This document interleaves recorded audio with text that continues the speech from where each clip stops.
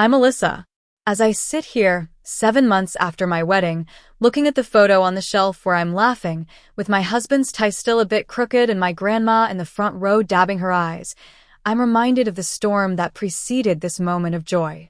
There's an empty chair in the photo, and I choose not to crop it out. It's a part of my story, a reminder of the battle I fought to claim my own happiness. 3 weeks before my big day, I was standing in my kitchen, absent, mindedly scrolling through Facebook. And there it was, a post from my mother. She had uploaded 12 photos of my sister, Emily, in a floor-length ivory gown at a high-end bridal boutique. The caption read, "My beautiful girl is going to steal the show." The price tag dangling from the sleeve in one of the photos showed a staggering $6,500. This was no ordinary guest dress. It was a bridal gown, and my mother had bought it for my sister to wear to my wedding. My mother, Victoria, has always been the type to play favorites. She's a controlling woman, used to getting her way, and has a knack for turning family events into a drama. When my sister Emily got engaged 5 years ago, it was like a royal event in our family. Victoria took her dress shopping 3 times, each trip a grand production. The first time, it was just Victoria and Emily. They went for brunch at a fancy downtown restaurant and then had a private appointment at a top-notch boutique in the city. Victoria posted 17 photos on Facebook, with a bottle of expensive champagne in the background and a caption that read, "Finding the perfect dress for my perfect girl." The second time I was invited, I drove an hour to meet them. When I walked in, Emily was already twirling in a mermaid cut gown, and the consultant was pinning the hem. I said, "That neckline looks amazing on you, Em." Victoria looked at me over her reading glasses and said, "Alyssa, don't offer too many opinions. You don't understand Emily's style." I ended up sitting on the couch for 2 hours, holding Emily's purse and smiling for one photo. The third time, I wasn't invited. I found out about it from the album Victoria posted on social media. There were professional photos, soft lighting, and Emily holding a bouquet of white lilies while Victoria dabbed her eyes with a monogrammed handkerchief. There were 38 likes and comments from every aunt and cousin in our family. At that time, I was dating my now husband, Ethan. He's a software engineer, a quiet man who shows his love through his actions. We'd been together for about a year, but during Thanksgiving that year, nobody asked me about him. Victoria, on the other hand, asked Emily about her wedding registry twice during dessert and then turned to me and said, "So, are you still working at that small startup?" I'd been working hard at my job for 5 years, building my career, but to her, it seemed insignificant. A few months later, Ethan proposed. It was a simple and intimate moment on our balcony. He'd been cooking dinner, and the ring was in a small box on the table. He said, "Alyssa, And I said yes before he could finish. He laughed, and I cried. It was perfect. I called Victoria that evening. She picked up on the third ring. "Mom, Ethan proposed," and I said yes, I told her. There was a long silence for full seconds. Then she said, "I hope he knows what he's getting into." It wasn't a congratulations, not a word of joy. It felt like she saw me as a burden. Ethan heard the whole call. He put his hand on my shoulder later that night and said, "Your mom doesn't get to say that. You don't need her permission to be happy." I wanted to believe him, but it was hard. 2 weeks after the engagement, I texted Victoria, "Mom, would you like to come dress shopping with me? I'd love to have you there." She replied 3 hours later, "Can't this weekend. I'm helping Emily with her new house." I tried again the following week, but her response was even more hurtful. "Just wear something simple, Alyssa. This marriage probably won't last, and you'll regret spending money on a dress you'll only wear once. Ethan seems nice, but you two are so different. I'm saying this because I love you." I screenshot that message, not to build a case, but to prove to myself that I wasn't imagining her words. I went dress shopping with my maid of honor, Lily, and 2 of my co-workers. We went to a mid-range bridal shop. The consultant, Sarah, pulled out 8 dresses. The 4th one was an A-line with a soft lace overlay and cap sleeves. When I stepped onto the platform and looked in the mirror, I felt something inside me shift. Lily said, That's the one. I cried in the fitting room for 10 minutes. Sarah brought me water and a tissue box, and just let me be. I bought the dress with my own savings. But Victoria wasn't done. She started a narrative campaign. She called my Aunt Grace, the one everyone in the family respects because she's a kind and wise schoolteacher. Then she called my other aunt, Rose. And finally, she called my grandma, Mildred. The story she told was a complete inversion.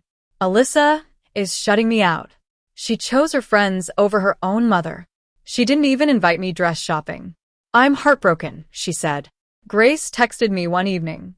Honey, your mom is crying every night. Can't you just include her? She's your mother. I stared at the text for a long time. I had invited Victoria twice, and she had declined, even predicting the failure of my marriage. But in her version, I was the villain.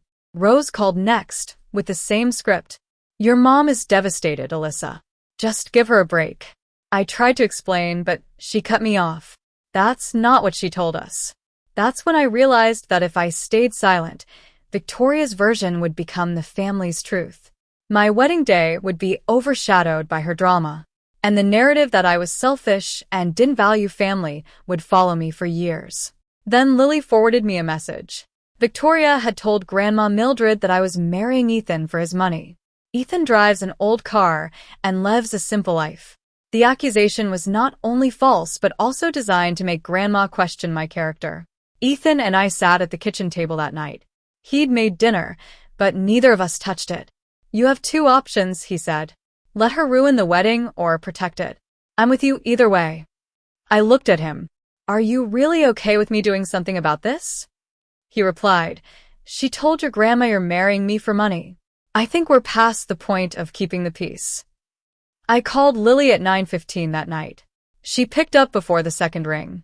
Lily is a wedding planner, and she's always been the one to handle emergencies. I need your help, I said. But am I overreacting? She didn't hesitate. Babe, you've given her so many chances. You just want one perfect day. I decided not to cut Victoria from the guest list, but I needed to be prepared. Lily said, Don't ban her. Just be ready. She told me to give her 2 months to plan. 6 weeks before the wedding, I drove to Victoria's house without calling ahead. She was sitting at the kitchen table with Emily, having tea and looking at a furniture catalog. Mom, I need to talk to you about the wedding, I said. She didn't look up. What now? I told her I wanted her there, but needed her support, not competition. She looked up and said, Compete? I'm your mother. Everything I do is for this family. I asked her why she'd told Aunt Grace I hadn't invited her dress shopping. She turned to Emily and said, Do you see this? This is what I have to deal with. Emily just stared at the table. I waited for her to say something, an apology or an acknowledgement, but instead, her eyes welled up and she said, You're turning everyone against me. Your father would be ashamed. My father had passed away 8 years ago, and she was using him as a weapon. I stood up, said goodbye, and left. I drove a few blocks, pulled over, and sat in my car for 15 minutes. 10 days later, Lily called me at 7:40 in the morning. Check your mom's Facebook right now. I was still in bed, and Ethan was in the shower. I pulled up Victoria's profile and saw the photos of Emily in the $6,500 ivory gown. Ethan came out of the bathroom and saw my expression. I showed him the screen, and his jaw tightened.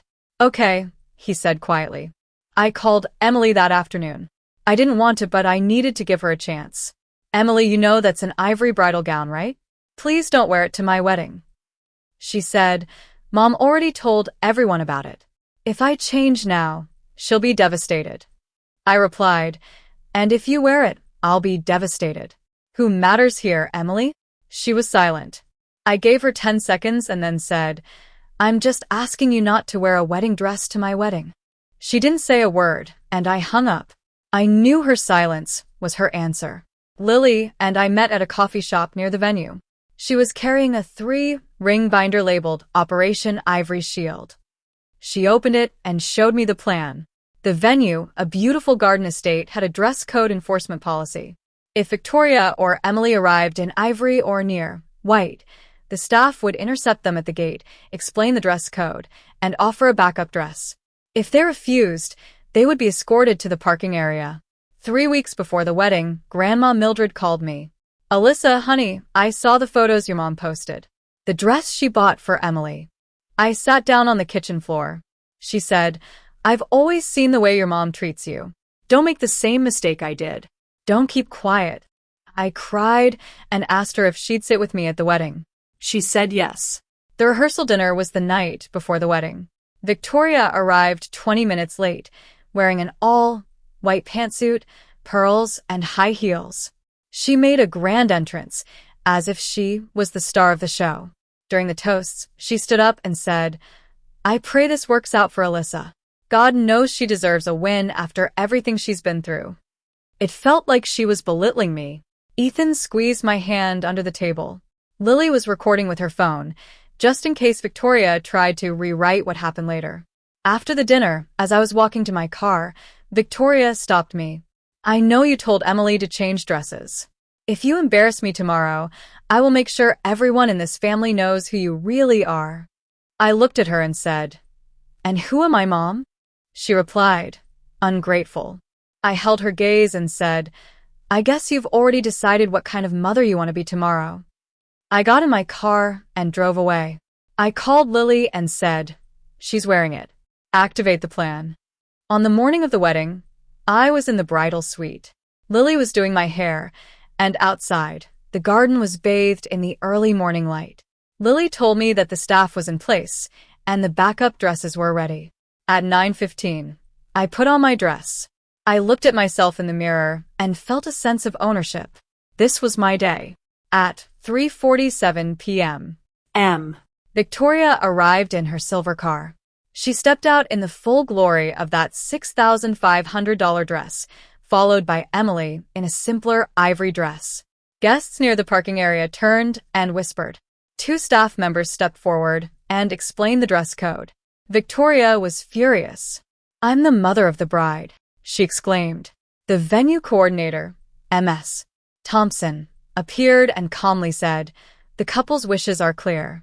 You can change into the dress we've prepared or be escorted to the parking area." Victoria looked around, hoping someone would come to her rescue, but no one did. She turned and walked towards the parking lot. Emily, after a moment of hesitation, took the backup dress and went to change. Lily slipped into the bridal suite and said, "She's gone." Emily changed. Done. I felt a weight lift off my shoulders. At 4:03, the doors opened, and I walked down the aisle alone. Ethan was waiting at the end, his tie a bit crooked, and his thumb tapping his knuckle. His vows were sincere, and mine were short but full of meaning. "I spent my whole life waiting for someone to show up for me. You did, and I'm done waiting for anyone else." The reception was a dream. We danced, laughed, and forgot about the world outside. Lily gave a beautiful maid of honor speech, not mentioning Victoria at all. At the dessert table, I noticed Emily checking her phone. She kept getting messages, but she finally powered it off. I later found out that Victoria had started calling everyone, saying I'd hired security to throw her out of my own daughter's wedding. But this time, people saw the truth. Aunt Grace called her back and said, "I saw the dress you were wearing. That was a wedding gown." Rose called and said, "You chose to leave when asked to change." Within 3 weeks, 3 family members declined Victoria's Thanksgiving invitation. Aunt Grace said she was having a quiet year, Rose said she needed space, and Grandma Mildred said nothing, which was her way of making a statement. Rose later called me and apologized, saying she should have seen what was happening years ago. 2 weeks after the wedding, Grandma Mildred called Victoria. I wasn't on the line, but she told me about it later. "Victoria, I love you, but you treated Alyssa at that wedding the same way your grandmother treated me and your aunt. It's time to stop the favoritism," she said. Victoria got angry and accused Mildred of being manipulated by me. But Mildred stood her ground and said, "I love you, but right now, I like Alyssa more." 1 month after the wedding, Emily texted me, "Can we get coffee? Just us." I almost didn't go, but I decided to give it a chance. At the coffee shop, we sat in silence for a few minutes. Then Emily said, "I should have said no to the dress. I didn't know how." I said, "I know." She also told me that Victoria had called her 14 times after leaving the venue, saying I'd ruined her life. I asked, "And what do you think?" She replied, "I think she ruined her own day, and she almost ruined yours." It was the first time she'd stood up to Victoria. 3 months after the wedding, Victoria sent me a long text message. It had a few half-hearted apologies and a lot of buts. I didn't text back. I wrote her a letter. It took me 4 drafts to get it right. I told her that I loved her, but I would never let anyone make me feel unworthy of my own happiness again. If she wanted to be in my life, it had to start with honesty. I left the letter on the kitchen table for 3 days. Ethan read it and said it was perfect. Lily gave me the thumbs up on FaceTime. I mailed it on a Thursday. 2 weeks later, my phone rang. It was Victoria. "Can we have lunch?" she asked. I paused for a few seconds and then said, "Yes, but I'll pick the restaurant." We met at a downtown restaurant the following Saturday. She was on time, which was a first. She was wearing a navy blouse and gray slacks. Neither of us mentioned the ivory dress or the past, but I knew things were starting to change. This whole experience taught me that boundaries are not walls but doors. I get to decide who walks through and on what terms. My relationship with my mother is still a work in progress, but for the first time, she knows that I won't bend just because she cries, and I know that I'm allowed to protect my own joy without asking permission. If you're in a similar situation, I want you to know that you deserve to choose yourself at least once.